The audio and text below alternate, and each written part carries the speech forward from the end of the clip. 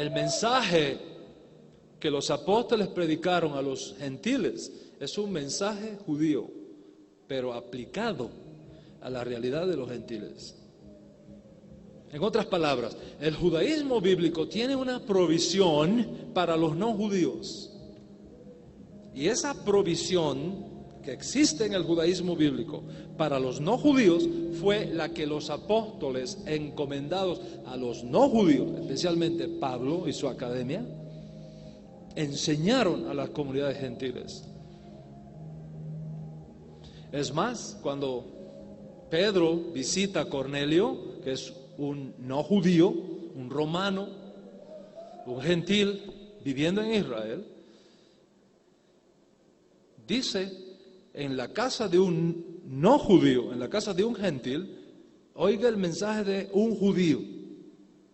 Dios, el Dios de Israel, Dios se agrada, le place, de toda nación, gentiles, que le temen y hacen justicia. Él envió su palabra a los hijos de Israel, anunciando la promesa de la paz por medio de Yeshua Mashiach, quien es el Señor de todos. Vosotros sabéis el mensaje que se divulgó por toda Judea, comenzando desde Galilea, después de la purificación ordenada por Yohanan, relacionada con Yeshua de Nazaret, cómo Dios le ungió con Ruach HaKodesh, con el Espíritu Santo y con poder, y cómo éste anduvo haciendo bienes y sanando a todos los oprimidos por el diablo, porque Dios estaba con él. Dios estaba con él. Y nos mandó que predicásemos al pueblo y presentáramos solemne declaración que Él es a quien Dios ha puesto por juez de vivos y muertos. Y de este dan testimonio todos los profetas.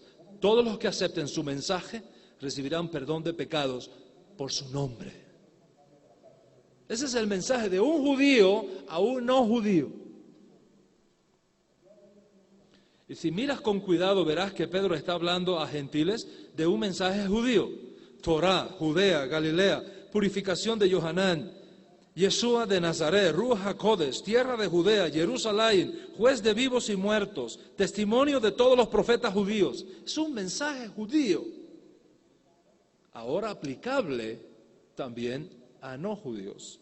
Y el resultado de aquella solemne proclamación produjo la fe que salva en el corazón de los gentiles, y Dios derramó sobre ellos el Espíritu Santo, igual que había hecho con los judíos al principio. Y ninguna diferencia hizo entre judíos y no judíos, derramando sobre ambos pueblos por igual la promesa del Espíritu anunciada por los profetas judíos. Y esto es lo que afirmé, que el mensaje a los gentiles no es otro que la provisión que Dios ha dado a las naciones dentro de la Biblia hebrea, preservada por los profetas para bien de las naciones. En otras palabras, que Dios le entregó a Israel la misión de ir a las naciones y enseñarles acerca de los caminos que Él quiere que las naciones tengan bajo las alas del Dios de Israel.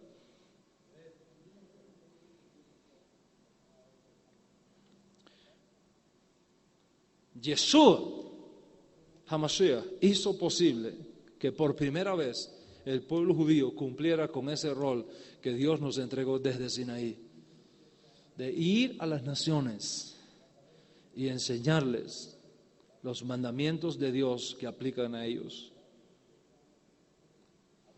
Los destinatarios no cambian el mensaje, es el mismo mensaje, es el mismo Dios de Israel. Son los mismos profetas, es la misma Biblia el fundamento de ese mensaje, solo que ahora en una lengua y en una cultura diferente para que sirva como instrumento de redención, no solo para Israel, sino para los hombres. ¿Por qué? Por una simple razón. La elección de Israel no es la exclusión del mundo, sino el medio de Dios para ganar al mundo. Los judíos no somos superiores, simplemente más responsables y con una misión diferente, pero todos somos uno en el Mesías. Todos somos uno en el Mesías. La salvación de Dios no es exclusividad del judío, es para el mundo entero. Pero el medio elegido por Dios para llevar ese mensaje fue hebraico desde un principio.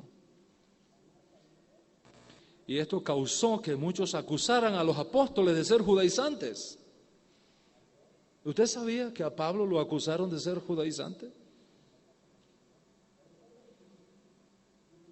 Les voy a leer un texto que está en las Crónicas Apostólicas, en las Memorias de los Apóstoles, el libro de Hechos, capítulo 16, versos 20 y 21.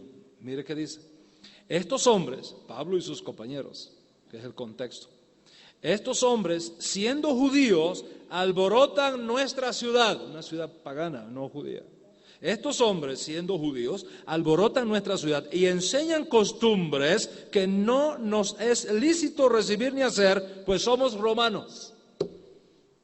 Está acusando de judaizantes a Pablo. El mundo no ha cambiado mucho desde entonces, ¿no? ¿Y cuáles eran esas costumbres que rechazaban los gentiles de esa región? El mandamiento de no idolatría que Pablo estaba predicando.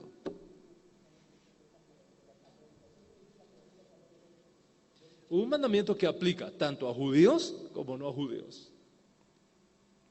La eliminación de la idolatría de la tierra en toda su forma es un mensaje judío, no gentil, porque el mundo gentil es idólatra por naturaleza.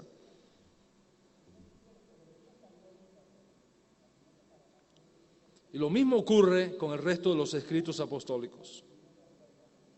En otras palabras, desde el punto de vista del Nuevo Testamento, los padres de los cristianos el padre de los cristianos no es Ignacio de Antioquía, no es Jerónimo, no es Orígenes, no es Platón, no es Aristóteles, no es San Agustín de Hipona. El padre de los cristianos es Abraham.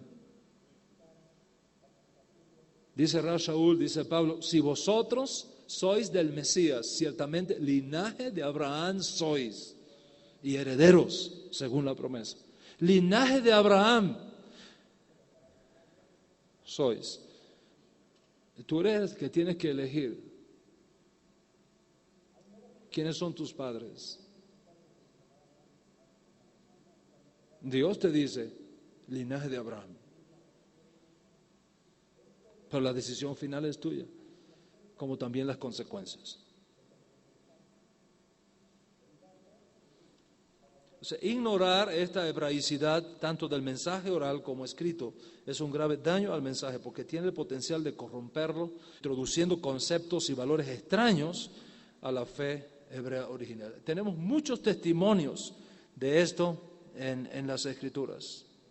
Por ejemplo, Eusebio, que es llamado el padre de la historia del cristianismo, en su obra Historia Eclesiástica nos dice, la iglesia en Jerusalén fue formada al principio por los de la circuncisión, es decir, por judíos. Luego vinieron los gentiles, pero al comienzo consistió de fieles judíos que continuaron desde los días de los apóstoles hasta la destrucción de Jerusalén. O sea, la iglesia original fue una iglesia conformada por judíos.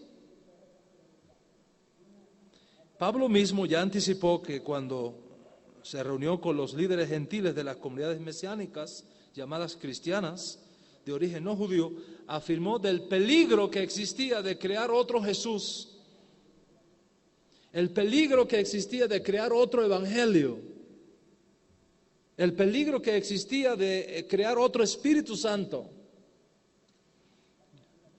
Dice Pablo a los líderes no judíos al frente de comunidades mesiánicas o cristianas del primer siglo lo siguiente: mirad por vosotros mismos y por todo el rebaño en que el Espíritu Santo os ha puesto como supervisores para apacentar la comunidad del Señor, la cual Él adquirió por su propia sangre. Porque yo sé que después de mi partida entrarán en medio de vosotros lobos rapaces que no perdonarán al rebaño, y de entre vosotros mismos se levantarán hombres que hablen cosas perversas para arrastrar a los discípulos tras sí. Por tanto, estad bien alertas. Esa era la gran preocupación de Pablo, que se creara otro Jesús, que se creara otro evangelio, que se creara otra teología de la que habían enseñado los apóstoles.